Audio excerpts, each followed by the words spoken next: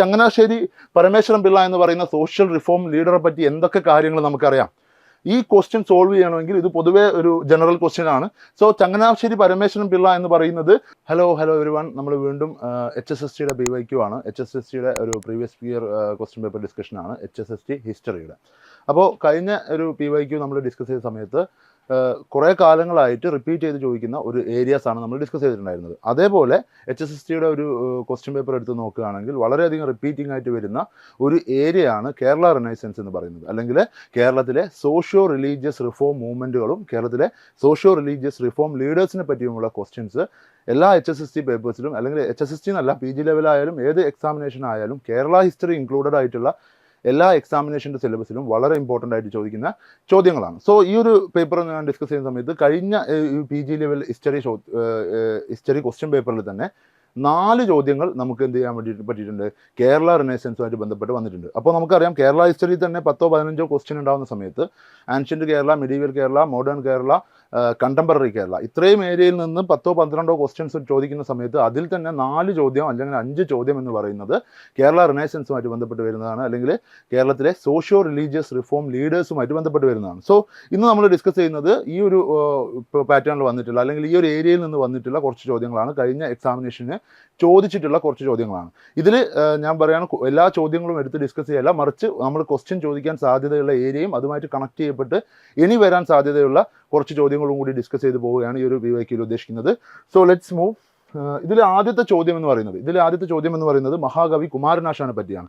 അപ്പോൾ കുമാരനാശാനെ പറ്റി മനസ്സിലാക്കുന്ന സമയത്ത് കുമാരനാശാൻ എന്ന് പറയുന്നത് ഒരു സോഷ്യോ റിലീജിയസ് റിഫോം ലീഡറായിട്ട് നമുക്ക് കൺസിഡർ ചെയ്യാൻ വേണ്ടി സാധിക്കും. അതേപോലെ തന്നെ കേരളത്തിലെ ലിറ്റററി ബേസിസിൽ, അതായത് കേരളത്തിലെ ഏറ്റവും മികച്ച സാഹിത്യകാരന്മാരിൽ ഒരാളായിട്ട് നമുക്ക് കൺസിഡർ ചെയ്യാൻ വേണ്ടി സാധിക്കും. അങ്ങനെ 2 ഏരിയയിൽ നിന്ന് കുമാരനാശാനെ പറ്റിയുള്ള ചോദ്യങ്ങൾ നമുക്ക് പ്രതീക്ഷിക്കാവുന്നതാണ്. അപ്പോൾ ഇതിലെന്താണ് ചോദിച്ചിരിക്കുന്നത്, which of the following statement is not true എന്നാണ് ചോദിച്ചിരിക്കുന്നത്. ഈ ചോദ്യങ്ങളിൽ അല്ലെങ്കിൽ ഈ സ്റ്റേറ്റ്മെൻറ്റുകളിൽ ഏത് സ്റ്റേറ്റ്മെൻ്റ് ആണ് ശരിയല്ലാത്തത് എന്നാണ് ചോദിച്ചിരിക്കുന്നത്. നമുക്ക് ആദ്യം ഈ ക്വസ്റ്റ്യൻ കുമാരനാശാനെ പറ്റി ഫാക്ട്സുകൾ പറയുന്നതിന് മുമ്പ് അത് പറയാതെ ഈ ക്വസ്റ്റ്യൻ സോൾവ് ചെയ്യാൻ പറ്റുമോ നോക്കാം. സോ ആദ്യത്തെ ഒരു statement, Kumaranasan so had no mahakavya but known as mahakavi due to ഈ small lyrical poem Veena Poovu എന്നുള്ളതാണ്.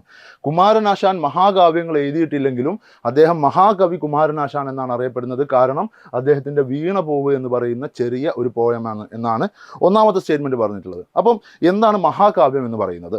മഹാകാവ്യം എന്ന് പറയുന്നത് നമ്മൾ വന്നിട്ടുള്ള ഗ്രേറ്റ് പോയത്തിന് നമ്മൾ വിളിക്കുന്ന പേരല്ല മഹാകാവ്യം എന്ന് പറയുന്നത്, മറിച്ച് കൃത്യമായിട്ടുള്ള ഒരു ഫോർമുലയും കൃത്യമായിട്ടുള്ള ഒരു സ്ട്രക്ചറും പ്രീഡിഫൈൻ ചെയ്തുകൊണ്ട് ആ സ്ട്രക്ചർ അല്ലെങ്കിൽ ആ ഫോർമാറ്റിൽ എഴുതപ്പെട്ടിട്ടുള്ള കാവ്യങ്ങളെയാണ് മഹാകാവ്യം എന്ന് വിളിക്കുന്നത്.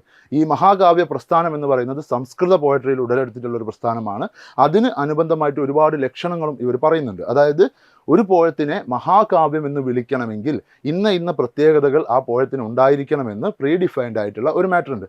അങ്ങനെ നോക്കുകയാണെങ്കിൽ അതിൽ ആദ്യത്തെ ഒരു കാറ്റഗറി ആയിട്ട് നമുക്ക് പറയാം, അല്ലെങ്കിൽ ഒരു പ്രത്യേകതയായിട്ട് ഒരു ക്യാരക്ടറായിട്ട് നമുക്ക് പറയാൻ വേണ്ടി സാധിക്കുന്നത്, മഹാകാവ്യങ്ങൾ ഖണ്ഡങ്ങളാക്കി തിരിച്ചിട്ടുണ്ടാവണം, അല്ലെങ്കിൽ സർഗങ്ങളാക്കി, അല്ലെങ്കിൽ ഡിഫറെൻറ്റ് പാർട്ടുകളാക്കി തിരിച്ചിട്ടുണ്ടാവണം.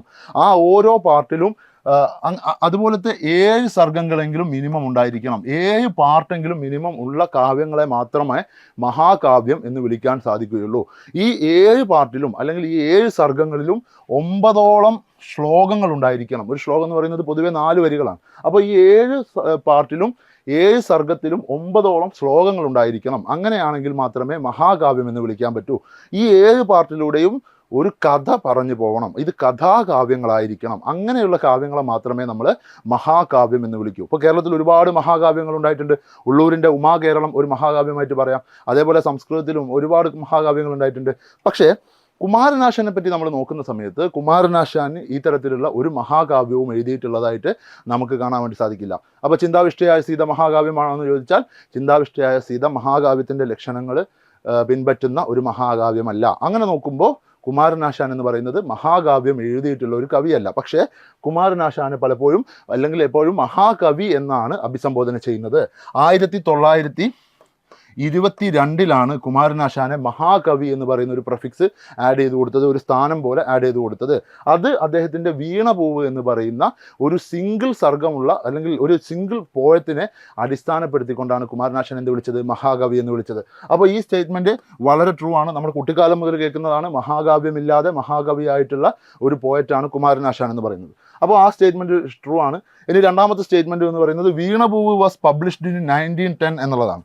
അപ്പോൾ ഒരുപാട് കാലമായി PSC ചോദിക്കുന്നതാണ് വീണപൂവുമായിട്ട് ബന്ധപ്പെട്ട ചോദ്യങ്ങൾ. വീണപൂവ് എപ്പോൾ പബ്ലിഷ് ചെയ്തു, എവിടെ പബ്ലിഷ് ചെയ്തു, ഏത് പുസ്തകത്തിൽ പബ്ലിഷ് ചെയ്തു എന്നുള്ളത്.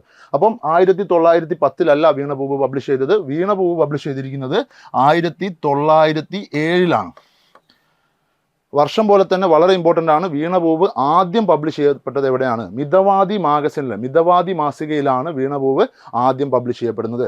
അപ്പോൾ ഈ ഒരു സ്റ്റേറ്റ്മെൻറ്റ് റോങ് സ്റ്റേറ്റ്മെൻ്റ് ആണ്. വീണപൂവ് പബ്ലിഷ് ചെയ്യപ്പെട്ടിരിക്കുന്നത് 1907 മിതവാദി മാഗസിനിലാണ്.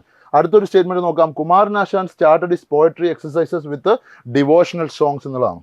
ഓക്കെ, സോ കുമാരു എന്ന് വിളിക്കപ്പെട്ട കാലത്ത്, ശ്രീനാരായണ ഗുരുവുമായിട്ട് അടുപ്പമുണ്ടായിരുന്ന കാലത്ത് ഡിവോഷണൽ സോങ്സ് എഴുതിയിരുന്ന ഒരു കവിയായിരുന്നു കുമാരനാശാൻ എന്ന് പറയുന്നത്.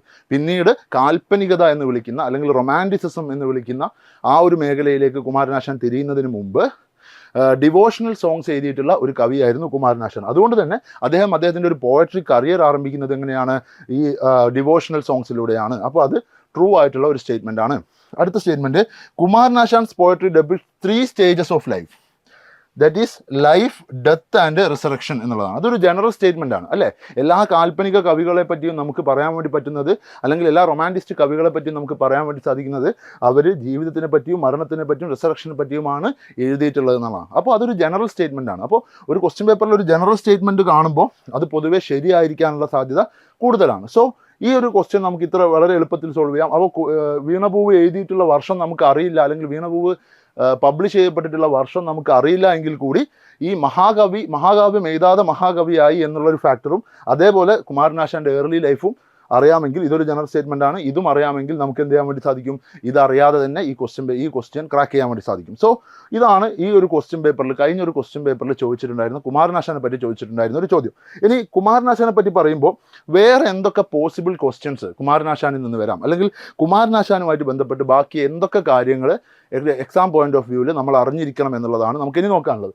So Kumaran Asan born in 1873, 1873 Kumaran Asan ജനിക്കുന്നത്. വളരെ കൃത്യമായിട്ട് ഓർമ്മിച്ച് വെക്കുക. ശ്രീനാരായണ ഗുരുവിൻ്റെയും അതേപോലെ ചട്ടമ്പി സ്വാമികളുടെയും ഒക്കെ കണ്ടംപററി ആയിട്ടുള്ള ഒരു എഴുത്തുകാരനാണ് കുമാരനാശാൻ എന്ന് പറയുന്നത്. അപ്പോൾ ശ്രീനാരായണ ഗുരുവിൻ്റെ കാലഘട്ടത്തിൽ ജീവിച്ചിട്ടുള്ള, ശ്രീനാരായണ ഗുരുവിനോട് ചേർന്ന് പ്രവർത്തിച്ചിട്ടുള്ള ഒരു സോഷ്യൽ റിഫോമറാണ് കുമാരനാശാൻ. അതുകൊണ്ട് തന്നെ 1873 എന്ന് പറയുന്ന ഡേറ്റ് കൃത്യമായിട്ട് ഓർമ്മിച്ച് വെക്കുക. അദ്ദേഹം ജനിച്ചിരിക്കുന്ന സ്ഥലത്തിൻ്റെ പേര് പലപ്പോഴും ക്വസ്റ്റ്യൻ പേപ്പറിൽ കാണാറുണ്ട്. തിരുവനന്തപുരത്തെ കായിക്കര എന്ന് പറയുന്ന വില്ലേജിലാണ് കുമാരനാശാൻ്റെ ഒരു ജന്മസ്ഥലം എന്ന് പറയുന്നത്.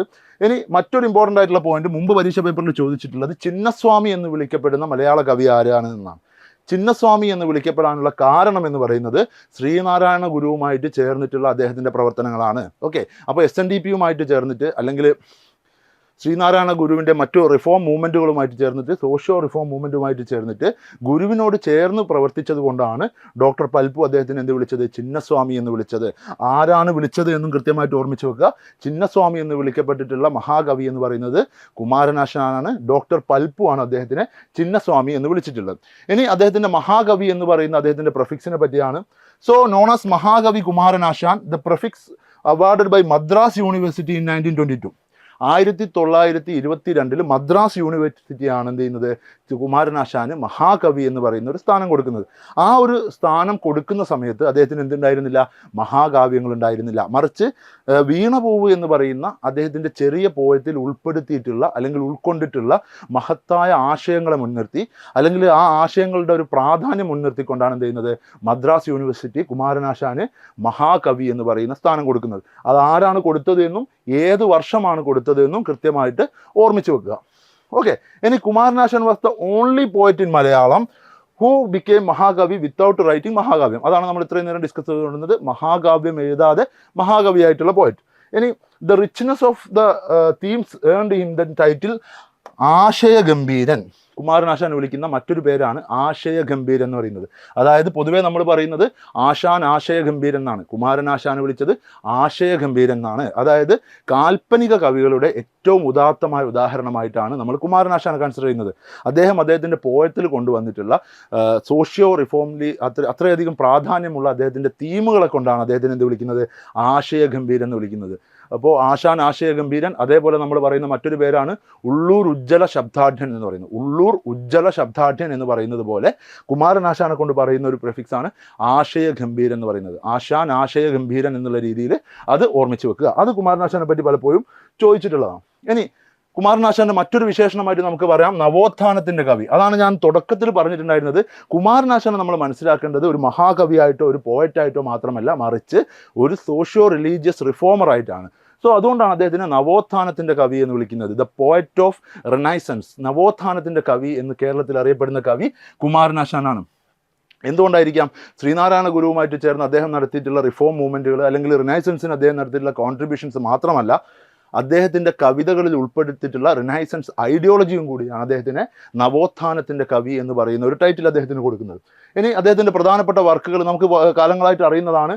കരുണ, ലീല, നളിനി, അതേപോലെ ചിന്താവിഷ്ടയായ സീത, ദുരവസ്ഥ, ചണ്ടാല ഭിക്ഷുകി, വീണപൂവ് ഒക്കെയാണ് കുമാരനാശാന്റെ ഏറ്റവും മഹത്തായ കവിതകളായിട്ട് അല്ലെങ്കിൽ ഏറ്റവും മഹത്തായ വർക്കുകളായിട്ട് നമ്മൾ പറയുന്നത്. ഇതിൽ ചിന്താവിഷ്ടയായ സീത എന്ന് പറയുന്നത് രാമായണത്തിൽ നിന്ന് എഴുതിയിട്ടുള്ള കവിതയാണ്, അല്ലെങ്കിൽ രാമായണത്തിലെ ഉത്തരകാണ്ഡം എന്ന് പറയുന്ന ആ ഒരു ഏരിയ, ആ ഒരു കാണ്ഡം അനുസ്മരിപ്പിച്ചുകൊണ്ട് എഴുതിയിട്ടുള്ള കവിതയാണ് ചിന്താവിഷ്ടയായ സീത എന്ന് പറയുന്നത്. സീതയുടെ വിചാരങ്ങളിലൂടെ രാമൻ സീതയെ ഉപേക്ഷിച്ച സമയത്ത് സീതയ്ക്കുണ്ടാവുന്ന മനോധർമ്മങ്ങളിലൂടെ, അത്തരം ചിന്തകളിലൂടെ കടന്നു പോകുന്ന ഒരു കവിതയാണ് ചിന്താവിഷ്ടയായ സീത. വളരെ വിപ്ലവാത്മകമായ മാറ്റങ്ങൾ മലയാള പോയട്രിക്ക് കൊണ്ടുവന്നിട്ടുള്ള ഒരു കവിതയാണ് ചിന്താവിഷ്ടയായ സീത. ഇനി ദുരവസ്ഥ എന്ന് പറയുകയാണെങ്കിൽ അൺടച്ചബിൾസിനെ പറ്റി പറഞ്ഞിട്ടുള്ള അല്ലെങ്കിൽ കാസ്റ്റ് ഡിസ്ക്രിമിനേഷനെ പറ്റി സംസാരിച്ചിട്ടുള്ള കവിതയാണ് ദുരവസ്ഥ എന്ന് പറയുന്നത്. അതേപോലെ അതേ ഒരു തീം ഫോളോ ചെയ്യുന്ന കവിതയാണ് ചണ്ടാല ഭിക്ഷുകി. പിന്നെ വരുന്നത് വീണപൂവാണ്. ഓക്കെ, മനുഷ്യൻ്റെ കാൽപ്പനികമായ റൊമാൻറ്റിസിസവുമായിട്ട് ബന്ധപ്പെട്ടിട്ടുള്ള ജീവിതവുമായിട്ട് ബന്ധപ്പെട്ടിട്ടുള്ള ആശയങ്ങളാണ് അദ്ദേഹം വീണപൂവിൽ ഉൾപ്പെടുത്തിയിട്ടുള്ളത്. വീണപൂവിൻ്റെ തുടക്കമൊക്കെ ഓർമ്മിച്ച് വെക്കണം. വീണപൂവ് തുടങ്ങുന്നത് ഹാ പുഷ്പമേ എന്ന് പറഞ്ഞുകൊണ്ടാണ്. അതും നമുക്ക് അറിയാവുന്ന കാര്യമാണ്, പക്ഷേ ചോദ്യപേപ്പറിൽ കാണാറുള്ള സാധനമാണ്. ഹാ പുഷ്പമേ അധിക തുംഗപദത്തിൽ എത്ര ശോഭിച്ചിരുന്നു എന്ന് പറഞ്ഞുകൊണ്ട് ആരംഭിക്കുന്ന കവിതയാണ് വീണപൂവ് എന്ന് പറയുന്നത്. വീണപൂവാണ് കുമാരനാശാന്റെ ഏറ്റവും ബൃഹത്തായ, ഏറ്റവും മനോഹരമായ, ഏറ്റവും ഗ്രേറ്റ് ആയ കാവ്യം എന്നാണ് പൊതുവെ വിലയിരുത്തുന്നത്. ഇനി Veenapoovu was first published in Mithavadi in 1907. Mithavadi മാഗസിനിലെ മിതവാദി മാസികയിലാണ് 1907 വീണപൂവ് പബ്ലിഷ് ചെയ്യുന്നത്, ആദ്യമായിട്ട് പബ്ലിഷ് ചെയ്യുന്നത്. സോ വീണപൂവ് വളരെ ഇമ്പോർട്ടൻ്റ് ആയിട്ടുള്ള ഒരു ഏരിയ ആണ്. വീണപൂവുമായിട്ട് ബന്ധപ്പെട്ട കാര്യങ്ങൾ മനസ്സിലാക്കി വെക്കാം. ഇനി കുമാരനാശാന്റെ മറ്റൊരു ഇമ്പോർട്ടൻ്റ് ആയിട്ടുള്ള കവിതയാണ് നമ്മൾ നേരത്തെ പറഞ്ഞിട്ടുള്ള ദുരവസ്ഥ എന്ന് പറയുന്നത്. എന്താണ് ദുരവസ്ഥയിൽ ഉൾപ്പെടുത്തിയിട്ടുള്ളത്? The poem which has the theme of intercaste marriage. Intercaste മാരേജിനെ പറ്റി പറയുന്ന, ഒരു കാസ്റ്റ് ഡിസ്ക്രിമിനേഷനെ പറ്റി പറയുന്ന കുമാരനാശാന്റെ കവിതയാണ് ദുരവസ്ഥ എന്ന് പറയുന്നത്. അതേപോലെ തന്നെ മലബാർ കലാപത്തിന്റെ പശ്ചാത്തലത്തിൽ എഴുതപ്പെട്ടിട്ടുള്ള കവിത കൂടിയാണ് ദുരവസ്ഥ എന്ന് പറയുന്നത്. ആ സമയത്ത് വളരെ വിപ്ലവം ഉണ്ടാക്കിയിട്ടുള്ള, അല്ലെങ്കിൽ വളരെയധികം ചർച്ച ചെയ്യപ്പെട്ടിട്ടുള്ള മതവും സാമൂഹിക അവസ്ഥയും ഒക്കെ ചർച്ചയായിട്ടുള്ള ഒരു കവിതയാണ് ദുരവസ്ഥ എന്ന് പറയുന്നത്. മലബാർ റിബല്യന്റെ പശ്ചാത്തലത്തിൽ ഇന്റർകാസ്റ്റ് മാരേജുമായിട്ട് ബന്ധപ്പെട്ടിട്ടുള്ള കാര്യങ്ങൾ, അത് ഉണ്ടാക്കിയിട്ടുള്ള സോഷ്യൽ കൺഫ്യൂഷൻസ് ഒക്കെയാണ് ദുരവസ്ഥ എന്ന കവിതയുടെ ഒരു ബേസിക് തീം എന്ന് പറയുന്നത്. ഓക്കെ, സോ പിന്നീട് കുമാരനാശാനെ പറ്റി ചോദിക്കാവുന്നത് കുമാരനാശാന്റെ ഗുരു എന്നുള്ളത് ആരാണെന്ന്. കവിത എഴുത്തിൽ അല്ലെങ്കിൽ സാഹിത്യത്തിൽ കുമാരനാശാന്റെ ഗുരുവായിട്ട് കൺസിഡർ ചെയ്യപ്പെടുന്നത് മനമ്പൂർ ഗോവിന്ദനാശാനാണ്. മനമ്പൂർ ഗോവിന്ദനാശാനാണ് സാഹിത്യത്തിൽ കുമാരനാശാന്റെ ഗുരുവായിട്ട് കൺസിഡർ ചെയ്യുന്നത്. പക്ഷേ ജീവിതത്തിൽ അല്ലെങ്കിൽ ഫിലോസഫിയിൽ അല്ലെങ്കിൽ സോഷ്യോ റിലീജിയസ് വർക്കുകളിൽ അദ്ദേഹത്തിന്റെ ഗുരുവായിട്ട് നമ്മൾ കൺസിഡർ ചെയ്യുന്നത് ശ്രീനാരായണ ഗുരുവിനെയാണ്. ശ്രീനാരായണ ഗുരുവുമായിട്ട് ചേർന്നുകൊണ്ടാണ് കുമാരനാശാൻ എന്ത് ചെയ്യുന്നത്, ഒരുപാട് കാലത്തോളം പ്രവർത്തിക്കുന്നത്. സോ പക്ഷേ സാഹിത്യത്തിലേക്ക് വരുമ്പോൾ എഴുത്തിൽ അദ്ദേഹത്തിന്റെ ഗുരുവായിട്ട് നമ്മൾ കൺസിഡർ ചെയ്യുന്നത് മനമ്പൂർ ഗോവിന്ദനാശാനെയാണ്. സോ ആ പേര് കുമാരനാശാനുമായിട്ട് ബന്ധപ്പെട്ട പേരാണെന്ന് കൃത്യമായിട്ട് ഓർമ്മിച്ച് വെക്കുക. മറ്റൊരു പ്രത്യേകത എന്ന് പറയുന്നത്, മുമ്പ് ക്വസ്റ്റ്യൻ പേപ്പറിൽ കണ്ടിട്ടുള്ളത്, the first Malayalam poet who appeared in A postal stamp. ഇന്ത്യയുടെ പോസ്റ്റൽ സ്റ്റാമ്പിൽ പടം വന്നിട്ടുള്ള ആദ്യത്തെ മലയാളം പോയറ്റ് എന്ന് പറയുന്നത് കുമാരനാശാനാണ്. ഇന്ത്യയുടെ പോസ്റ്റൽ സ്റ്റാമ്പിൽ ചിത്രം വന്നിട്ടുള്ള, അല്ലെങ്കിൽ ഇന്ത്യയുടെ പോസ്റ്റൽ സ്റ്റാമ്പിൽ അപ്പിയർ ചെയ്തിട്ടുള്ള ആദ്യത്തെ മലയാള കവി എന്ന് പറയുന്നത് കുമാരനാശാനാണ്. അതേപോലെ he died in a Redeemer boat ആക്സിഡന്റിലാണ് കുമാരനാശാൻ മരണപ്പെട്ടിട്ടുള്ളത്. ഈ ആക്സിഡന്റിനെ പറ്റി പ്രവചിച്ചുകൊണ്ട് കുമാരനാശാന്റെ കവിതകളിൽ വരികൾ പലപ്പോഴും പലരും പറയാറുണ്ട്. വെള്ളത്തിന്റെ ആഴങ്ങളിലേക്ക് താഴ്ന്നു പോകുന്നത് ഞാൻ സ്വപ്നം കണ്ടു എന്ന് കുമാരനാശാൻ എഴുതിയിട്ടുണ്ട്. അതേപോലെ അതിന് സമാനമായിട്ടുള്ള ഒരു ഇൻസിഡന്റിലൂടെ റെഡീമർ ബോട്ട് ആക്സിഡന്റിലാണ് ആര് മരണപ്പെടുന്നത്, കുമാരനാശാൻ മരണപ്പെടുന്നത്. ഇതും പലപ്പോഴും കണ്ടിട്ടുണ്ട്. ഇനി കുമാരനാശാനുമായിട്ട് ബന്ധപ്പെട്ട് പറയുകയാണ്, മറ്റു ചോദ്യങ്ങൾ ചോദിക്കാനുള്ള ഫാക്ട്സ് എന്ന് പറയുന്നത്, കുമാരനാശാന്റെ മെമ്മോറിയൽ എവിടെയാണ്? അത് തിരുവനന്തപുരത്ത് തോന്നയ്ക്കലിലാണ് കുമാരനാശാന്റെ മെമ്മോറിയൽ സ്ഥിതി ചെയ്യുന്നത്. അതോടൊപ്പം Kumaranasan national institute of culture എന്ന് പറയുന്ന ഒരു സ്ഥാപനം, കേരള ഗവൺമെന്റിന്റെ ഒരു സ്ഥാപനം, അത് കേരള ഗവൺമെന്റിന്റെ അല്ല, ഇന്ത്യൻ ഗവൺമെന്റിന്റെ ഒരു സ്ഥാപനം, അത് നാഷണൽ ഇൻസ്റ്റിറ്റ്യൂട്ട് ഓഫ് കൾച്ചർ ആണ്. Kumaranasan national institute of culture. അതിന് കുമാരനാശാനെ കൊമമറേറ്റ് ചെയ്യാൻ വേണ്ടി അദ്ദേഹത്തിന്റെ പേര് കൊടുത്തിട്ടുള്ള ഈ ഒരു സ്ഥാപനം അത് ഫൗണ്ട് ചെയ്തിരിക്കുന്നത് 1958 അതെവിടെയാണ്? കുമാരനാശാൻ മെമ്മോറിയലിന്റെ കൂടെയാണ്, തോന്നയ്ക്കലിലാണ്. ഓക്കെ, തിരുവനന്തപുരത്തെ തോന്നയ്ക്കലിലാണ്. ഇനി അദ്ദേഹം മരണപ്പെടുന്ന വർഷം എന്ന് പറയുന്നത് 1924. അപ്പോൾ ഇത്രയും കാര്യങ്ങൾ കുമാരനാശാനെ പറ്റി മനസ്സിലാക്കി വെക്കണം. കുമാരനാശാൻ എന്ന് പറയുന്നത് ഞാൻ പറഞ്ഞു 2 ടോപ്പിക്കിൽ നിന്ന് നമുക്ക് ചോദ്യമായിട്ട് പ്രതീക്ഷിക്കാവുന്നതാണ്. സോഷ്യോ റിലീജിയസ് റിഫോം ലീഡറായിട്ടും അതേപോലെ കേരളത്തിലെ ഏറ്റവും ഗ്രേറ്റ് ആയിട്ടുള്ള, ഏറ്റവും മഹത്തായിട്ടുള്ള ഒരു കവി എന്നുള്ള രീതിയിലും നമുക്ക് കുമാരനാശാനെ മനസ്സിലാക്കാം. സോ ഈ കുമാരനാശാനെ പറ്റി ചോദ്യം ചോദിച്ചതിന് തൊട്ടടുത്ത ചോദ്യം എന്ന് പറയുന്നത് കേരളത്തിലെ റിനൈസൻസുമായിട്ട് ബന്ധപ്പെട്ട് തന്നെയാണ്, കേരള റിനൈസൻസുമായിട്ട് ബന്ധപ്പെട്ട് തന്നെയാണ്. അപ്പോൾ കേരള റിനൈസൻസിലെ ചങ്ങനാശ്ശേരി പരമേശ്വരൻ പിള്ള എന്ന് പറയുന്ന കേരളത്തിലെ റിഫോം ലീഡറെ പറ്റിയായിരുന്നു അടുത്ത ചോദ്യം എന്ന് പറയുന്നത്. സോ എന്താണ് ചോദ്യം? Which of the following statement is true? Which of the following statement is true? താഴെ പറയുന്ന സ്റ്റേറ്റ്മെന്റുകളിൽ ഏതാണ് ശരിയായ സ്റ്റേറ്റ്മെന്റ് എന്നാണ് ചോദിച്ചിരിക്കുന്നത്. ആദ്യത്തെ ചോദ്യം, നമുക്ക് ചങ്ങനാശ്ശേരി പരമേശ്വരൻ പിള്ള എന്ന് പറയുന്ന സോഷ്യൽ റിഫോം ലീഡറെ പറ്റി എന്തൊക്കെ കാര്യങ്ങൾ നമുക്കറിയാം? ഈ ക്വസ്റ്റ്യൻ സോൾവ് ചെയ്യണമെങ്കിൽ ഇത് പൊതുവെ ഒരു ജനറൽ ക്വസ്റ്റ്യൻ ആണ്. സോ ചങ്ങനാശ്ശേരി പരമേശ്വരൻ പിള്ള എന്ന് പറയുന്നത് ഒരു നായർ റിഫോം ലീഡർ ആണ് എന്ന് മാത്രം അറിയാമെങ്കിൽ നമുക്ക് എന്ത് ചെയ്യാൻ പറ്റും? ഈ ചോദ്യം സോൾവ് ചെയ്യാൻ വേണ്ടി പറ്റും. അതായത് നായർ സർവീസ് സൊസൈറ്റി NSSുമായിട്ട് ബന്ധപ്പെട്ട് പ്രവർത്തിച്ചിരുന്ന ഒരു നായർ റിഫോം ലീഡറാണ് ചങ്ങനാശ്ശേരി പരമേശ്വരൻ പിള്ള എന്ന് പറയുന്നത്. സോ ആ ഒരു ഫാക്റ്റ് മാത്രം അറിയാമെങ്കിൽ നമുക്ക് ഈ ചോദ്യം സോൾവ് ചെയ്യാൻ വേണ്ടി പറ്റും. നോക്കാം. Changanassery Parameswaran Pillai was born in a Brahmin community എന്നാണ് ആദ്യത്തെ ചോദ്യം. ചങ്ങനാശ്ശേരി പരമേശ്വരൻ പിള്ള എന്ന് പറയുന്നത് ബ്രാഹ്മിൻ കമ്മ്യൂണിറ്റി ആയിരുന്നില്ല. He was A Nair reform leader. മാത്രമല്ല ഈ പിള്ള എന്ന് പറയുന്ന ഈ ഒരു പേരിൽ നിന്ന് തന്നെ നമുക്കത് ബ്രാഹ്മിൻ കമ്മ്യൂണിറ്റി അല്ല എന്ന് നമുക്ക് ഗസ് ചെയ്യാൻ വേണ്ടി സാധിക്കും. So Changanassery Parameswaran Pillai was born in a Brahmin community എന്ന് പറഞ്ഞാൽ അതൊരു റോങ് സ്റ്റേറ്റ്മെന്റ് ആണ്. ഓക്കെ, ഇനി രണ്ടാമത്തത്, Parameswaran Pillai did not support Harijan movement എന്നുള്ളതാണ്. ഇത് ജനറലി നമുക്ക് എങ്ങനെ ഗസ് ചെയ്യാൻ വേണ്ടി സാധിക്കും? അദ്ദേഹം നായർ സർവീസ് സൊസൈറ്റിയുടെ പ്രവർത്തകനായിരുന്നു, അല്ലെങ്കിൽ കേരളത്തിലൊരു സോഷ്യൽ റിഫോമർ ആയിരുന്നു. അതുകൊണ്ട് തന്നെ ഹരിജൻ മൂവ്മെന്റിനെ, ദളിത് മൂവ്മെന്റുകളെ അദ്ദേഹം സപ്പോർട്ട് ചെയ്യാനാണ് സാധ്യത. അങ്ങനെ പറയുകയാണെങ്കിൽ ഈ സ്റ്റേറ്റ്മെന്റ് നമുക്കൊരു റോങ് സ്റ്റേറ്റ്മെന്റ് ആയിട്ട് കൺസിഡർ ചെയ്യാൻ വേണ്ടി സാധിക്കും. അതായത് ചങ്ങനാശ്ശേരി പരമേശ്വരൻ പിള്ള എന്ന് പറയുന്നത് നായർ സർവീസ് സൊസൈറ്റിയുമായിട്ട് ബന്ധപ്പെട്ട് പ്രവർത്തിച്ച ഒരു നായർ സോഷ്യൽ റിഫോമറാണ്. അതുകൊണ്ട് തന്നെ അദ്ദേഹം ഹരിജൻ മൂവ്മെന്റുകൾ എന്ത് ചെയ്തിട്ടുണ്ടാവും? സപ്പോർട്ട് ചെയ്തിട്ടുണ്ടാവും. അങ്ങനെ പറയുമ്പോൾ ഈ സ്റ്റേറ്റ്മെന്റ് റോങ് സ്റ്റേറ്റ്മെന്റ് ആണ്. ഇനി അവസാനത്തെ സ്റ്റേറ്റ്മെന്റ് നമുക്ക് നോക്കാം. Parameswaran Pillai stood against labour laws എന്നുള്ളതാണ്. സോ അവസാനത്തെ സ്റ്റേറ്റ്മെന്റ്, പരമേശ്വരൻ പിള്ള ലേബർ ലോസിന് എതിരെ നിന്നു എന്നുള്ളതാണ്. അതും ഒരു സോഷ്യൽ റിഫോമറുടെ ഐഡിയോളജി വെച്ച് നമ്മൾ നോക്കുമ്പോൾ റോങ് സ്റ്റേറ്റ്മെന്റ് ആണ്. Social reformers of Kerala always supported labour laws. അങ്ങനെ നമ്മൾ പറയുന്ന സമയത്ത് ഈ സ്റ്റേറ്റ്മെന്റും റോങ് ആണ് എന്ന് നമുക്ക് മനസ്സിലാക്കാൻ വേണ്ടി സാധിക്കും. അപ്പോൾ 3 സ്റ്റേറ്റ്മെന്റ് റോങ് ആണെന്ന് മനസ്സിലാക്കാം. അപ്പോൾ കറക്റ്റ് ആയിട്ടുള്ള സ്റ്റേറ്റ്മെന്റ് ഏതാണ്? He was the founder president of Kerala കർഷക സംഘം. കേരള കർഷക സംഘത്തിന്റെ ഫൗണ്ടർ പ്രസിഡന്റ് ആയിരുന്നു ചങ്ങനാശ്ശേരി പരമേശ്വരൻ പിള്ള എന്ന് പറയുന്ന റൈറ്റ് സ്റ്റേറ്റ്മെന്റ്. അപ്പോൾ ചങ്ങനാശ്ശേരി പരമേശ്വരൻ പിള്ള എന്ന് പറയുന്നത് NSSുമായിട്ട് ബന്ധപ്പെട്ട് പ്രവർത്തിച്ച ഒരു നായർ സോഷ്യൽ റിഫോമർ ആണ് എന്ന് പറയുന്ന ഒരൊറ്റ ഫാക്ട് അറിയാമെങ്കിൽ നമുക്ക് ഈ ക്വസ്റ്റ്യൻ സോൾവ് ചെയ്യാൻ വേണ്ടി സാധിക്കും. ഇനി പരമേശ്വരൻ പിള്ളയുമായിട്ട് ബന്ധപ്പെട്ട് വേറെ എന്തൊക്കെ ചോദ്യങ്ങൾ നമുക്ക് പ്രതീക്ഷിക്കുക എന്നുള്ളതാണ്. So Changanassery Parameswaran Pillai March 1877 to 1940 അതാണ് അദ്ദേഹത്തിൻ്റെ ഒരു ജീവിതകാലം എന്ന് പറയുന്നത്. മാർച്ച് 30, 1877 ടു ജൂൺ 1940 വരെയാണ് അദ്ദേഹത്തിൻ്റെ ഒരു ജീവിതകാലം. ഇനി ചങ്ങനാശ്ശേരി പിള്ളയുമായിട്ട് എന്തൊക്കെ അറിയാം? Popularly Changanassery was a social reformer. Changanassery എന്ന് വിളിക്കപ്പെടുന്ന ചങ്ങനാശ്ശേരി പരമേശ്വരൻ പിള്ള എന്ന് പറയുന്നത് നായർ സോഷ്യൽ റിഫോമർ ആണ്. And lawyer, judge, attorney general and the former president of Nair service society. NSSന്റെ 2ാമത്തെ പ്രസിഡന്റും judge, attorney general, social reformer എന്നൊക്കെയുള്ള മേഖലകളിൽ കഴിവ് തെളിയിച്ചിട്ടുള്ള ഒരു വ്യക്തിയാണ് പരമേശ്വരൻ പിള്ള എന്ന് പറയുന്നത്. സോ നായർ സർവീസ് സൊസൈറ്റിയാണ് അദ്ദേഹത്തിൻ്റെ സംഘടന എന്നുള്ളത് വളരെ കൃത്യമായിട്ട് ഓർമ്മിച്ച് നോക്കണം. മന്നത്ത് പത്മനാഭൻ എന്ന് പറയുന്ന NSSന്റെ സ്ഥാപകന് ശേഷം നായർ സർവീസ് സൊസൈറ്റിയുടെ പ്രസിഡന്റ് ആയിട്ടുള്ള വ്യക്തിയാണ് ആര്? പരമേശ്വരൻ പിള്ള, ചങ്ങനാശ്ശേരി പരമേശ്വരൻ പിള്ള എന്ന് പറയുന്നത്. And he was elected 4 times to Sreemoolam popular assembly. Sreemoolam popular assembly എന്ന് പറയുന്നത് ശ്രീമൂലം തിരുനാൾ രാമവർമ്മയുടെ കാലത്ത് തിരുവിതാംകൂറിലെ ഭരണ പങ്കാളിത്തത്തിലേക്ക് പോപ്പുലറായിട്ടുള്ള ആളുകളെ ഉൾക്കൊള്ളിക്കാൻ വേണ്ടിയിട്ടുണ്ടാക്കിയിട്ടുള്ള സഭയാണ്, അസംബ്ലിയാണ് Sreemoolam popular assembly. 1904 Sreemoolam popular assembly അല്ലെങ്കിൽ ശ്രീമൂലം പ്രജാസഭ എന്ന് പറഞ്ഞുകൊണ്ട് ഒരു അസംബ്ലി തിരുവനന്തപുരത്ത് ഫോം ചെയ്യുന്നത്. അതായത് സമൂഹത്തിലെ ഏതെങ്കിലും മേഖലയിൽ വൈദഗ്ധ്യം തെളിയിച്ചിട്ടുള്ള ആളുകളെ ഉൾപ്പെടുത്തിക്കൊണ്ടുള്ള ഒരു അസംബ്ലി ആയിരുന്നു ശ്രീമൂലം പോപ്പുലർ അസംബ്ലി. സോ 4 വട്ടം ശ്രീമൂലം പോപ്പുലർ അസംബ്ലിയിലെ മെമ്പറായിരുന്നു ചങ്ങനാശ്ശേരി പരമേശ്വരൻ പിള്ള എന്ന് പറയുന്നത്. അപ്പോൾ അയ്യങ്കാളിയെ പറ്റി നമ്മൾ പറഞ്ഞിട്ടുണ്ട്. ശ്രീമൂലം പോപ്പുലർ അസംബ്ലിയിൽ മെമ്പറായിട്ടുള്ള ആദ്യത്തെ അൺടച്ചബിൾ കമ്മ്യൂണിറ്റി എന്നുള്ള വ്യക്തിയാണ് അയ്യങ്കാളി. സോ അങ്ങനെ നമ്മൾ നോക്കുമ്പോൾ ശ്രീമൂലം പോപ്പുലർ അസംബ്ലിയിലേക്ക് 4 വട്ടം സെലക്ട് ചെയ്യപ്പെട്ടിട്ടുള്ള വ്യക്തിയാണ് ചങ്ങനാശ്ശേരി പരമേശ്വരൻ പിള്ള. ഇനി എന്തൊക്കെ അറിയാം?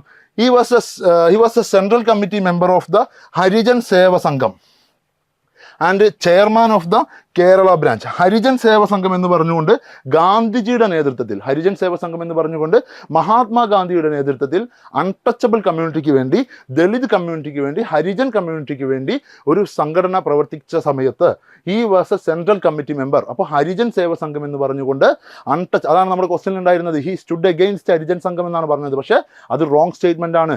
He was an active worker in the field of Harijan development. അതുകൊണ്ടാണ് ഹരിജൻ സേവ സംഘത്തിന്റെ സെൻട്രൽ കമ്മിറ്റി മെമ്പറും അതിന്റെ കേരള ബ്രാഞ്ചിന്റെ ചെയർമാനുമായിരുന്നു ചങ്ങനാശ്ശേരി പരമേശ്വരൻ പിള്ള. ഗാന്ധിജിയുമായിട്ട് ബന്ധപ്പെട്ട് പ്രവർത്തിച്ചിട്ടുള്ള അല്ലെങ്കിൽ ഗാന്ധിജിയോട് ചേർന്ന് പ്രവർത്തിച്ചിട്ടുള്ള ഒരു വ്യക്തിയാണ് ചങ്ങനാശ്ശേരി പരമേശ്വരൻ പിള്ള. ഇനി വേറെ എന്തൊക്കെ ചോദിക്കാം? As A result of his effort he opened 82 Harijan offices in Kerala. കേരളത്തിൻ്റെ, അതായത് ഹരിജൻ സേവ സംഘം എന്ന് പറയുന്ന മഹാത്മാഗാന്ധിയുടെ ഹരിജൻ സംഘടന, ആ സംഘടനയുടെ കേരള ബ്രാഞ്ചിന്റെ ചെയർമാൻ ആയിരുന്നു പരമേശ്വരൻ പിള്ള. ആ ഒരു പോസ്റ്റിൽ ഇരുന്നു കൊണ്ട് 82ഓളം ഹരിജൻ ഓഫീസുകൾ കേരളത്തിൽ ഓപ്പൺ ചെയ്യാൻ ആർക്ക് സാധിച്ചു? ചങ്ങനാശ്ശേരി പരമേശ്വരൻ പിള്ളയ്ക്ക് സാധിച്ചു. And also he played a leading role in the struggle against untouchability. ഈ ഒരു സംഘടനയുടെ, ഹരിജൻ സേവ സംഘം എന്ന് പറയുന്ന ഈ ഒരു സംഘടനയുടെ പ്രധാനപ്പെട്ട ഒബ്ജക്റ്റീവ് എന്ന് പറയുന്നത് അൺടച്ചബിലിറ്റി റിമൂവ് ചെയ്യുക എന്നുള്ളതായിരുന്നു. സോ ആ ഒരു എഫേർട്ടിൽ അല്ലെങ്കിൽ ആ ഒരു മാർഗത്തിലും ഒരുപാട് പ്രവർത്തനങ്ങൾ ആര് നടത്തിയിട്ടുണ്ട്? നമ്മുടെ ചങ്ങനാശ്ശേരി പരമേശ്വരൻ പിള്ള നടത്തിയിട്ടുണ്ട്. ഓക്കെ, ഇനി Pillai was the second president of Nair service society. അതാണ് ഞാൻ പറഞ്ഞത്. NSSന്റെ 2ാമത്തെ പ്രസിഡന്റ് ആയിരുന്നു. And he was the one of these founders and he was also a founding member of NSS. Mannath പത്മനാഭന് ശേഷം NSSന്റെ 2ാമത്തെ പ്രസിഡന്റ് ആയിട്ടുള്ള വ്യക്തിയാണ് ചങ്ങനാശ്ശേരി പരമേശ്വരൻ പിള്ള എന്ന് പറയുന്നത്. അപ്പോൾ നായർ കമ്മ്യൂണിറ്റി ആണെന്നുള്ളത് വളരെ കൃത്യമായിട്ട് ഓർമ്മിച്ച് വെക്കുക. നായർ കമ്മ്യൂണിറ്റി, അതേപോലെ ഹരിജൻ മൂവ്മെന്റ്, ഈ 2 മേഖലയിലാണ് ചങ്ങനാശ്ശേരി പരമേശ്വരൻ പിള്ളയ്ക്ക് പ്രത്യേകമായിട്ട് പ്രവർത്തനങ്ങൾ ഉണ്ടായിരുന്നത്. അതേപോലെ he also served as president of the Kerala agricultural farmers association. Kerala agriculture farmers association അദ്ദേഹത്തിൻ്റെ അടുത്തൊരു സ്ഫിയർ ഓഫ് വർക്ക് എന്ന് പറയുന്നത് അഗ്രികൾച്ചറൽ ഫാമേഴ്സുമായിട്ട് ബന്ധപ്പെട്ടിട്ടുള്ളതാണ്. ആൻഡ് നായർ റെഗുലേഷൻ ആക്ട്, ഏത് വർഷമാണ് നായർ റെഗുലേഷൻ ആക്ട് വരുന്നത്? 1925 നായർ റെഗുലേഷൻ ആക്ട് പാസ്സാക്കുന്നത്. തിരുവിതാംകൂറിൻ്റെ ഭരണം, തിരുവിതാംകൂറിൻ്റെ ഗവൺമെൻറ് 1925 നായർ റെഗുലേഷൻ ആക്ട് പാസ്സാക്കുമ്പോൾ ആ ആക്ടിന് പിന്നിൽ പ്രവർത്തിച്ച ഏറ്റവും പ്രധാനപ്പെട്ട ഒരു വ്യക്തിയാണ് പരമേശ്വരൻ പിള്ള. അപ്പോൾ പരമേശ്വരൻ പിള്ളയെ പറ്റി മനസ്സിലാക്കുന്ന സമയത്ത് അദ്ദേഹം നായർ റിഫോം ലീഡറായിരുന്നു, NSSുമായിട്ട് ഇത് വരുന്ന പ്രവർത്തിച്ചിട്ടുണ്ട് എന്ന് മനസ്സിലാക്കുക. അതേപോലെ തന്നെ അദ്ദേഹം ഒരു അഗ്രികൾച്ചറൽ മൂവ്മെൻറ്റിൻ്റെ ലീഡറായിരുന്നു, അല്ലെങ്കിൽ അഗ്രികൾച്ചറൽ ഫാമേഴ്സിൻ്റെ കൂടെ നിന്നിട്ടുള്ള ഒരു വ്യക്തിയാണെന്നുള്ളത് മനസ്സിലാക്കുക. അതേപോലെ അദ്ദേഹം ലോയർ ആയിരുന്നു, അഡ്വക്കേറ്റ് ആയിരുന്നു, അറ്റോർണി ജനറൽ ആയിരുന്നു. ആ ഒരു തരത്തിൽ ഭരണകാര്യത്തിൽ, തിരുവിതാംകൂറിൻ്റെ ഭരണകാര്യത്തിൽ പ്രധാനപ്പെട്ട പങ്ക് വഹിച്ചിട്ടുണ്ട്. ഗാന്ധിജിയുമായിട്ട് ചേർന്ന് പ്രവർത്തിച്ചിട്ടുണ്ട്. ഈ ഇത്തരം കാര്യങ്ങളൊക്കെയാണ് അദ്ദേഹവുമായിട്ട് ബന്ധപ്പെട്ട് മനസ്സിലാക്കേണ്ടത്. ഇനി he also served as the president of Kerala കർഷക സംഘ് കമ്മിറ്റി. കേരള കർഷക സംഘം, ഇതാണ് ഞാൻ പറഞ്ഞത്. അദ്ദേഹത്തിൻ്റെ ഒരു സ്ഫിയർ ഓഫ് വർക്കായിട്ടുള്ള കർഷക മൂവ്മെൻറ്റ് അല്ലെങ്കിൽ അഗ്രികൾച്ചറൽ വർക്കേഴ്സിൻ്റെ ഓർഗനൈസേഷൻ, അതിൻ്റെ ഭാഗമായിട്ട് നമുക്ക് പറയാം കേരള കർഷക സംഘം കമ്മിറ്റിയുടെ പ്രസിഡന്റും കൂടിയായിരുന്നു Changanassery Parameswaran Pillai. In 1938 the branch of Indian national Congress as A part of Travancore Thiruvananthapuram establish. Indian national കോൺഗ്രസിൻ്റെ ബ്രാഞ്ച് തിരുവിതാംകൂറിൻ്റെ ഭാഗമായിട്ട് തിരുവനന്തപുരത്ത് ഇന്ത്യൻ നാഷണൽ കോൺഗ്രസിൻ്റെ ഒരു ബ്രാഞ്ച് ഓപ്പൺ ചെയ്ത സമയത്ത് Pillai was selected as the first president. Okay, and G Ramachandran as the first secretary. അപ്പോൾ പരമേശ്വരൻ പിള്ളയുടെ മറ്റൊരു സ്ഫിയർ ഓഫ് വർക്ക് എന്ന് പറയുന്നത് പൊളിറ്റിക്സിലാണ്. തിരുവിതാംകൂറിൽ ബ്രാഞ്ച് ഓപ്പൺ ചെയ്ത സമയത്ത് 1938 തിരുവിതാംകൂറിൻ്റെ ഭാഗമായിട്ട് തിരുവനന്തപുരത്ത് ഇന്ത്യൻ നാഷണൽ കോൺഗ്രസിൻ്റെ ബ്രാഞ്ച് ഓപ്പൺ ചെയ്യുന്ന സമയത്ത് Pillai was selected as the first president and G Ramachandran was selected as the first secretary. So ഇത്രയും കാര്യങ്ങൾ പരമേശ്വരൻ പിള്ളയെ പറ്റി അറിഞ്ഞിരിക്കണം. നമ്മൾ പ്രധാനമായിട്ട് ശ്രദ്ധിക്കേണ്ടത് സോഷ്യൽ റിഫോം ലീഡർ എന്ന് നമ്മൾ പൊതുവേ കേരളത്തിൽ പറയുന്ന സമയത്ത് ചട്ടമ്പി സ്വാമികൾ മുതൽ തൈക്കാട് അയ്യ മുതൽ ശ്രീനാരായണ ഗുരു മുതൽ അങ്ങനെയുള്ള ആളുകളൊക്കെ നമ്മൾ പഠിച്ചു പോകുന്ന സമയത്ത് വക്കം അബ്ദുൽ ഖാദർ മൗലവിയൊക്കെ നമ്മൾ പഠിക്കുന്ന പണ്ഡിറ്റ് കറുപ്പൻ, ഡോക്ടർ പൽപ്പു ഒക്കെ നമ്മൾ പഠിക്കുന്ന സമയത്ത് ചിലപ്പോൾ നമ്മൾ പഠിക്കുന്ന രീതിയിൽ ഒഴിവാക്കുന്ന ഒരു പേരാണ് ചങ്ങനാശ്ശേരി പരമേശ്വരൻ പിള്ള എന്ന് പറയുന്നത്. പക്ഷേ നായർ സർവീസ് സൊസൈറ്റിയുമായിട്ട് ബന്ധപ്പെട്ട്, ഇന്ത്യൻ നാഷണൽ കോൺഗ്രസുമായിട്ട് ബന്ധപ്പെട്ട്, ഹരിജൻ മൂവ്മെൻറ്റ്, ഹരിജൻ സേവ സംഘവുമായിട്ട് ബന്ധപ്പെട്ട്, അതേപോലെ തന്നെ കർഷക സംഘങ്ങളുമായിട്ട് ബന്ധപ്പെട്ട് വളരെയധികം പ്രവർത്തന മികവുള്ള, വളരെയധികം ഇമ്പോർട്ടൻ്റ് ആയിട്ടുള്ള ഒരു പേരാണ് ചങ്ങനാശ്ശേരി പരമേശ്വരൻ പിള്ള. സോ അത്തരം പേരുകൾ ഒഴിവാക്കാതെ പഠിച്ചു പോകുക എന്നുള്ളതാണ് കേരള റിനൈസൻസിൽ മാർക്ക് സ്കോർ ചെയ്യാൻ പറ്റുന്ന ഒരു ഏരിയ എന്ന് പറയുന്നത്. 4 ചോദ്യമാണ് ഞാൻ നോക്കിയിട്ടുള്ള ഈ ഒരു ക്വസ്റ്റ്യൻ പേപ്പറിൽ കേരള റിനൈസൻസിൽ ഉണ്ടായിരുന്നത്. അതിൽ 3ാമത്തെ ചോദ്യം എന്ന് പറയുന്നത് പണ്ഡിറ്റ് കറുപ്പനെ പറ്റിയാണ്. അപ്പോൾ പണ്ഡിറ്റ് കറുപ്പനെ പറ്റി നമുക്കറിയാം. So which among the following was not a work of Pandit Karuppan? Not a work of Pandit Karuppan. Pandit കറുപ്പൻ്റെ പുസ്തകങ്ങളെ പറ്റിയാണ് ചോദിച്ചിരിക്കുന്നത്. വളരെ ഫാക്ച്വലായിട്ട് പണ്ട് മുതലേ ചോദിക്കുന്ന ഒരു ടൈപ്പ് ഓഫ് ചോദ്യമാണ്. ഏതെങ്കിലും ഒരു സോഷ്യൽ റിഫോമർ എടുത്തുകൊണ്ട് അയാളുടെ പുസ്തകങ്ങളെ പറ്റി അല്ലെങ്കിൽ അദ്ദേഹത്തിൻ്റെ വർക്കുകളെ പറ്റി ചോദിക്കുക എന്ന് പറഞ്ഞാൽ പണ്ട് മുതലേ ചോദിക്കുന്ന ഒരു ഏരിയ ആണ്. ഇതിന് നമുക്കറിയാം ജാതി കുമ്മി എന്ന് പറയുന്നത് പണ്ഡിറ്റ് കറുപ്പൻ്റെ മോസ്റ്റ് സെലിബ്രേറ്റഡ് ബുക്കാണ്. ഓക്കെ, പണ്ഡിറ്റ് കറുപ്പൻ്റെ ഏറ്റവും പ്രധാനപ്പെട്ട പുസ്തകമാണ് ജാതി കുമ്മി എന്ന് പറയുന്നത്. അതേപോലെ തന്നെ അദ്ദേഹത്തിൻ്റെ 2ാമത്തെ പ്രധാനപ്പെട്ട വർക്കാണ് കാളിയമർദ്ദനം എന്ന് പറയുന്നത്. ഓക്കെ, കാളിയമർദ്ദനവും പണ്ഡിറ്റ് കറുപ്പൻ്റെ പുസ്തകമാണ്. പഞ്ചവടിയും പണ്ഡിറ്റ് കറുപ്പൻ്റെ പുസ്തകമാണ്. ആത്മവിദ്യ എന്ന് പറയുന്നത് പണ്ഡിറ്റ് കറുപ്പനുമായിട്ട് ബന്ധമുള്ള പുസ്തകമല്ല. അപ്പോൾ ഇതിൻ്റെ ആൻസർ എന്ന് പറയുന്നത് ആത്മവിദ്യയാണ്. അപ്പോൾ ജാതി കുമ്മി, അതേപോലെ കാളിയമർദ്ദനം, അതേപോലെ പഞ്ചവടി എന്നൊക്കെ പറയുന്നത് പണ്ഡിറ്റ് കറുപ്പൻ്റെ പുസ്തകങ്ങളാണ്. ഓക്കെ, ഇനി ഈ പുസ്തകങ്ങൾ ചോദിക്കുന്ന സമയത്ത് എല്ലാ സോഷ്യൽ റിഫോം ലീഡേഴ്സിനും അവരുടേതായ വർക്കുകളുണ്ട്. അപ്പോൾ നമ്മൾ സോഷ്യൽ റിഫോം ലീഡേഴ്സ് അതേപോലെ അവരുടെ ബുക്സ് എന്നുള്ള രീതിയിൽ കാറ്റഗറൈസ് ചെയ്തുകൊണ്ട് സ്പെഷ്യലായിട്ട് പഠിക്കണം. ഇപ്പോൾ ശ്രീനാരായണ ഗുരു എടുത്ത് വെക്കുക, അല്ലെങ്കിൽ ചട്ടമ്പി സ്വാമികൾ എടുത്ത് വെക്കുക. ചട്ടമ്പി സ്വാമികളുടെ പുസ്തകങ്ങളുണ്ട്, ഒരുപാട് പുസ്തകങ്ങളുണ്ട്. അദ്വൈത വേദങ്ങൾ പറയുന്ന, അല്ലെങ്കിൽ അദ്ദേഹത്തിൻ്റെ അദ്വൈത ഫിലോസഫി പ്രൊപ്പഗേറ്റ് ചെയ്യുന്ന പുസ്തകങ്ങളുണ്ട്. ശ്രീനാരായണ ഗുരുവിൻ്റെ പുസ്തകങ്ങളുണ്ട്, പണ്ഡിറ്റ് കറുപ്പൻ്റെ പുസ്തകങ്ങളുണ്ട്. സോ അത്തരം പുസ്തകങ്ങളൊക്കെ കാറ്റഗറൈസ് ചെയ്ത് പഠിച്ചു പോകുക എന്നുള്ളത് വളരെ നിർബന്ധമാണ്. കാരണം കേരള റിനൈസൻസിൻ്റെ ചോദ്യങ്ങളിൽ തന്നെ വളരെയധികം റിപ്പീറ്റ് ചെയ്യുന്ന ഒരു ടൈപ്പ് ഓഫ് ചോദ്യം അല്ലെങ്കിൽ ഒരു ടൈപ്പ് ഓഫ് ക്വസ്റ്റ്യൻ ആണ് അവരുടെ പുസ്തകങ്ങൾ എന്ന് പറയുന്നത്. ഇനി പണ്ഡിറ്റ് കറുപ്പൻ്റെ പുസ്തകങ്ങളെ പറ്റിയാണ് ചോദിച്ചിരിക്കുന്നത്. പണ്ഡിറ്റ് കറുപ്പനെ പറ്റി വേറെ എന്തൊക്കെ ചോദ്യങ്ങൾക്ക് സാധ്യതയുണ്ട് എന്നുള്ളതും കൂടി നോക്കാം. Pandit Karuppan, he was born in 1885 at Cheranalloor, എറണാകുളത്തെ ചേരാനെല്ലൂരിലാണ് പണ്ഡിറ്റ് കറുപ്പൻ ജനിക്കുന്നത്. 1885 എന്ന് പറയുന്ന ഈ ഒരു കാലഘട്ടം കേൾക്കുന്ന സമയത്ത് മനസ്സിലാക്കണം, അദ്ദേഹം കണ്ടംപററി ടു ശ്രീനാരായണ ഗുരുവിന് കണ്ടംപററി ആയിരുന്നു. അതേപോലെ കുമാരനാശാന് കണ്ടംപററി ആയിരുന്നു. അതേപോലെ ചട്ടമ്പി സ്വാമികൾക്ക് കണ്ടംപററി ആയിരുന്നു. അങ്ങനെ മറ്റു സോഷ്യൽ റിഫോം ലീഡേഴ്സിന് കണ്ടംപററി ആയിരുന്നു എന്നുള്ളതും കൂടി ഓർമ്മിച്ച് വെക്കുക. 1885 ചേരാനെല്ലൂർ, എറണാകുളത്താണ് പണ്ഡിറ്റ് കറുപ്പൻ ജനിക്കുന്നത്. ആൻഡ് അദ്ദേഹത്തിൻ്റെ ഒറിജിനൽ നെയിം എന്ന് പറയുന്നത് ശങ്കരൻ. ആൻഡ് അദ്ദേഹത്തിൻ്റെ ഏറ്റവും പ്രധാനപ്പെട്ട ഒരു പ്രത്യേകത, അല്ലെങ്കിൽ ഏറ്റവും പ്രധാനപ്പെട്ട ആദ്യത്തെ ഒരു റിഫോം മൂവ്മെൻറ്റ് എന്ന് പറയുന്നത് കായൽ സമ്മേളനമാണ്. 1913 കായൽ സമ്മേളനം നടക്കുന്നത്. നമ്മൾ പണ്ഡിറ്റ് കറുപ്പനെ മനസ്സിലാക്കുന്ന സമയത്ത് മുക്കുവമാരുമായിട്ട് ബന്ധപ്പെട്ട്, അല്ലെങ്കിൽ ഈ ഒരു കടലുമായിട്ട് ചേർന്ന് പ്രവർത്തിക്കുന്ന അരയൻ സമുദായവുമായിട്ട് ബന്ധപ്പെട്ട് പ്രവർത്തിക്കുന്ന ഏറ്റവും പ്രധാനപ്പെട്ട സോഷ്യൽ റിഫോം ലീഡറായിട്ടാണ് നമ്മൾ പണ്ഡിറ്റ് കറുപ്പനെ മനസ്സിലാക്കേണ്ടത്. അതായത് മത്സ്യബന്ധന തൊഴിലാളികളുടെ ഇടയിൽ നിന്നുകൊണ്ട് അവരുടെ ഉന്നമനത്തിന് വേണ്ടി പ്രവർത്തിച്ചിട്ടുള്ള ഒരു സോഷ്യൽ റിഫോമറാണ് പണ്ഡിറ്റ് കറുപ്പൻ.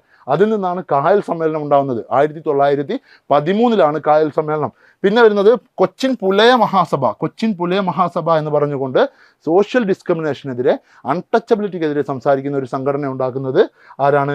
പണ്ഡിറ്റ് കറുപ്പനാണ്. കൊച്ചിൻ പുലയ മഹാസഭ. ഇതിൽ നമ്മൾ വേറൊരു കാര്യം മനസ്സിലാക്കേണ്ടത്, പണ്ഡിറ്റ് കറുപ്പൻ്റെ പ്രവർത്തനങ്ങൾ എറണാകുളം ബേസ് ചെയ്തുകൊണ്ടാണ്, അല്ലെങ്കിൽ കൊച്ചി ബേസ് ചെയ്തുകൊണ്ടാണ്. നമ്മൾ ചട്ടമ്പി സ്വാമികളായാലും ശ്രീനാരായണ ഗുരുവായാലും തൈക്കാട് ആയാലും വൈകുണ്ഠസ്വാമി ആയാലും ഇവരൊക്കെയും തന്നെ തെക്കൻ കേരളം ബേസ് ചെയ്തുകൊണ്ട് പ്രവർത്തിച്ചിരുന്ന സോഷ്യൽ റിഫോമേഴ്സ് ആണ്.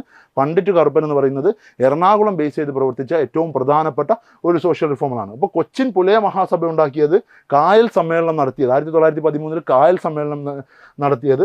അതേപോലെ കല്യാണദായിനി സഭ എന്ന് പറയുന്ന ഒരു സഭ, അതേപോലെ പ്രബോധ ചന്ദ്രോദയ സഭ എന്നൊക്കെ പറയുന്ന സഭകൾ നടത്തിയത്.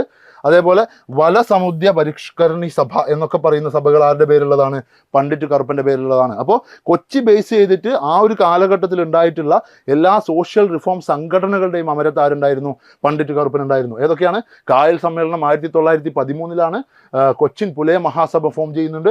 അതേപോലെ കല്യാണദായിനി സഭ, അതേപോലെ പ്രബോധ ചന്ദ്രോദയ സഭ, അതേപോലെ വലസമുദ്ര പരിഷ്കരണി സഭ, ഈ സഭകളൊക്കെയും തന്നെ പണ്ഡിറ്റ് കറുപ്പനുമായിട്ട് അസോസിയേറ്റ് ചെയ്ത് എടുക്കുന്നു.